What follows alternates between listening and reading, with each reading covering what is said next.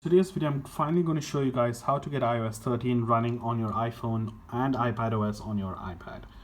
Now, for a few disclaimers before we begin, I still highly do not recommend that you guys go ahead and do this, especially if you do not have a secondary device to test iOS 13 beta on it, because remember, this is a beta and it's got a lot of issues. I am personally using it on my personal iPhone, and for me it's fine. I'm able to manage most of my applications that I use on a regular basis, don't have issues with it, and I'm willing to manage with the crashes and all of that. But for those of you who are not prepared to do that, I highly still recommend you wait for the public beta to come out, or just wait for the final version of iOS to come out in September. Now, there are two ways of getting iOS 13 beta. You can either get it through macOS, but if you're doing it with Mac, you will need to get the latest beta of macOS Catalina and Xcode, as well as you will need an iPhone or an iPad, of course. But on Windows, it's very easy. So as you can see here, I've got a MacBook Air.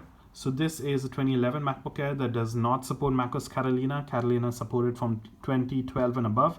So the only other way I can do this, other than getting another Mac, is basically I'm using Parallels Desktop to run Windows 10 side by side with macOS. So once you get Parallels Desktop set up, I'll leave the link in the description.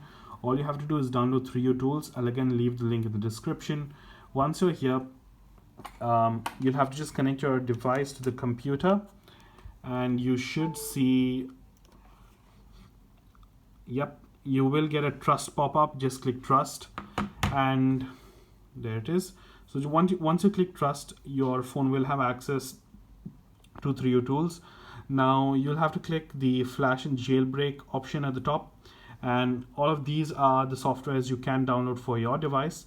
Now I highly recommend you do an iTunes backup for your device, because you don't know what could happen. It might end up failing. You could end up breaking your device.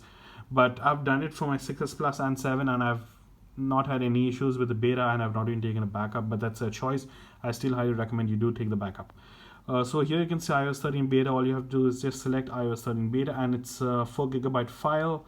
You also have the option to retain users' data while flashing, but I disable it because it does take a really long time if you enable this option. So I'm not going to do that, and all you have to do is click flash.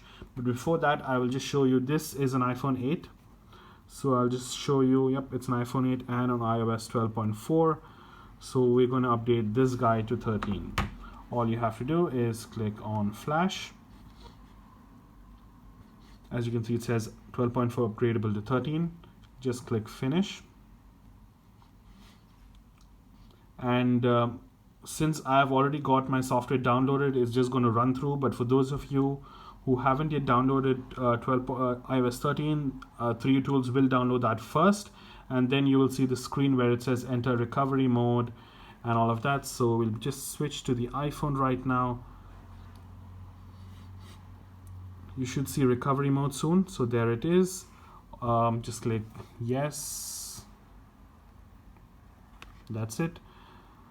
I'm not going to let you guys sit through the whole setup of this. I will stop the video shortly and I will get back in a few minutes, but we just got to wait till 100% and just go with the prompts.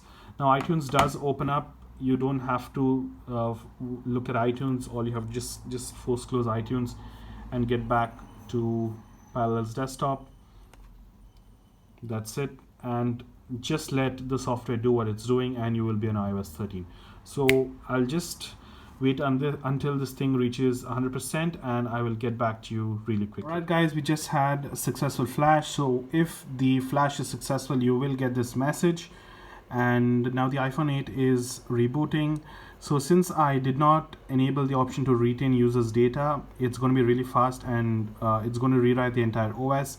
And I personally think it's a good option to start from scratch, especially with beta 1. But those of you who are wanting to keep your personal data, that's your choice, go ahead. I did it for my 6S Plus and I did not have any issues with that, but it just takes a bit longer to complete the entire process. So once this is ready, I will get back. The iPhone 8 is done, so we're now at the hello screen for iOS 13. So this is going to be the first walkthrough of the brand new hello screen for iOS 13. Let's see if it's got any changes. The first thing I see, it's got that flag at the top, so that's something new. Also, you got the globe. So select my region, and I guess I'll do a quick start. Yeah, this is a new splash screen. Continue. Wi-Fi is here.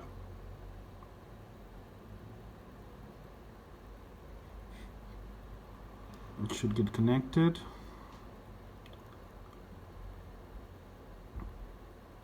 Also, I did notice on an iPhone that has a SIM card in it, you get a slightly new animation while searching for signal. So that's pretty nice. This one doesn't have a SIM in it, so you don't see it, but I did notice that on my 6S Plus and 7. So data and privacy. Oh yes, guys, one thing I did forget to mention is obviously the software will let you know, but before you do all of this, before you even do the flash of the software, you will have to turn off Find My iPhone. So we'll set up Touch ID later. We'll do the passcode later. This is also a slightly new splash screen. Will start up with brand new, set it up as a new iPhone. Apple ID we'll do later.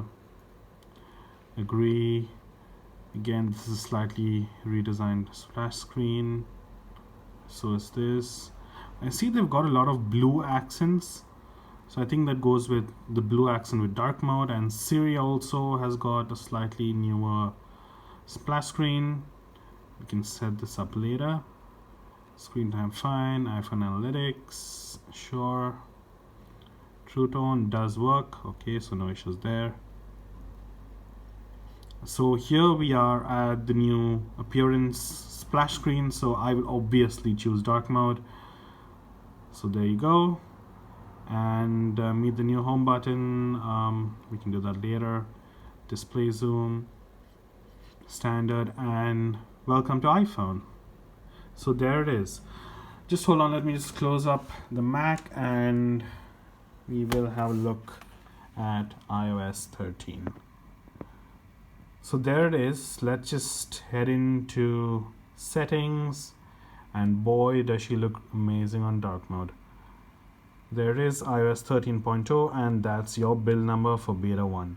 So there it is, guys, iOS 13 through Windows on your iPhone. Very easy. It's the same steps to get iPad OS, but I'm not doing that right now because on my personal iPad I do use it for work, and I have seen a lot of articles that where iPad OS is much more buggier than the iPhone part of it.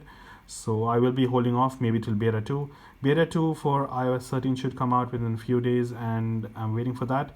So that's it. It's that simple to get iOS 13 using Windows. Mac, it's a bit complicated, but Windows users out there, it's really simple. So that's it, guys. I hope you liked the video. Do stay tuned for more.